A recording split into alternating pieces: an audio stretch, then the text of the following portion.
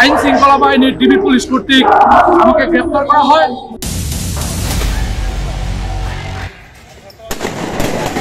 আমাদেরকে এই কারাগারে সীসাযুক্ত খাবার খাইয়েছে, যার কারণে আমাদের শরীরে এখনো রক্ত ঘা।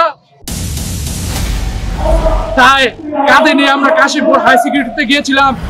জুলাই আগস্টের ছাত্র জনতার গণ অভ্যুত্থানে নরসিংদীর মুড়ে মুড়ে যে সকল ছাত্র জনতা প্রতিরোধ গড়ে তুলেছিল, আমরা কথা বলেছি তাদের সাথে, জানতে চেয়েছি জুলাই আগস্টের রাজপথের স্মৃতি কথা। আপনারা দেখছেন বেঙ্গল টিভি এবং আপনাদের সাথে রয়েছে আমি নাদিম মাহমুদ নয়ন।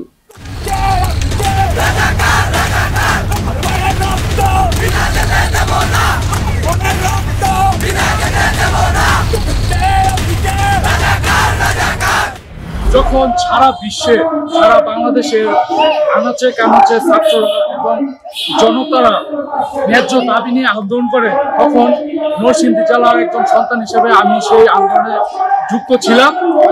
আমি 16 জুলাই যে আন্দোলন হয় নরসিংদী তাজমহল চত্বরে অবস্থান করি, তখন আমরা দেখতে পাই ছাত্রলীগের পেটিয়া বাহিনী তারা ছাত্রদেরকে মারতেছে। তখন সেই ধারাবাহিকতায় আমরা সামনের সারিতে ছাত্রলীগ সহ সেই নিষিদ্ধ ভোক্তা লীগ আমরা তাদেরকে প্রতিরোধ করি, যার কারণে এবং রাজপথে অগ্রসেনানীমূলক অংশগ্রহণের কারণে আমাকে বিভিন্ন টিভি চ্যানেলে দেখা যায়, যার কারণে নরসিংদী জেলার আইন শৃঙ্খলা বাহিনীর নজরে আসি। এরই ধারাবাহিকতায় যেদিন দ্বিতীয়বার আন্দোলন হয়, আমি নরসিংদীতে আসি। নরসিংদীর জেলখানা মোড়ে অবস্থান করানোর জন্য আমি যখন উপজেলা মোড়ে আসি, তখন নরসিংদী জেলার আইন শৃঙ্খলা বাহিনীর ডিবি পুলিশ কর্তৃক আমাকে গ্রেফতার করা হয়। আমি প্রথমে বুঝতে পারি না আসলে তারা কারা। সিভিল ড্রেসে তারা আমাকে গ্রেফতার করে। তারপর গ্রেফতার করার কারণে তারা আমাকে ডিবি অফিসে রাখে। তারপর তারা আমাকে থানায় নিয়ে যাওয়া হয়। আসলে এর মাধ্যমে আমি একটা ঘটনা অ্যাড করতে চাই। থানায় নেওয়ার পর আমাকে দেওয়া হয় নরসিংদী জেলার প্রধান আসামি করে।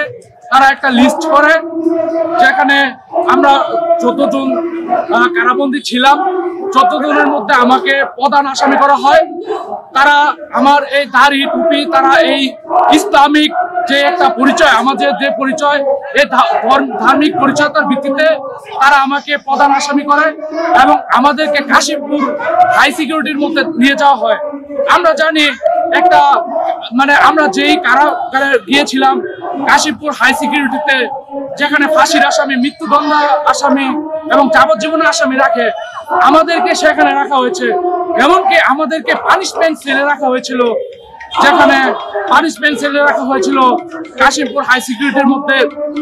কিন্তু দুঃখের বিষয় হচ্ছে, আমরা যতই আমাদের দিন গণতাম যে আসলে আমাদের মুক্তির দিন আসবে, কিন্তু আমাদের মুক্তির দিন আসতে অনেকটা দেরি হয়ে যায়। আমরা 5ই আগস্টের পরও 2 দিন আমরা কারাগারে ছিলাম।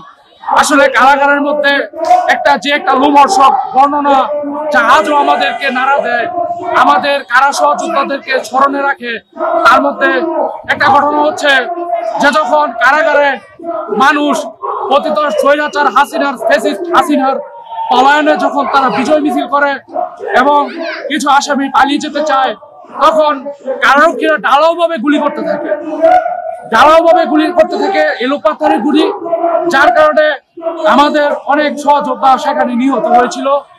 আমাদেরকে এই কারাগারে সীসাযুক্ত খাবার খাইয়েছে, যার কারণে আমাদের শরীরে এখনো রক্ত ঘা।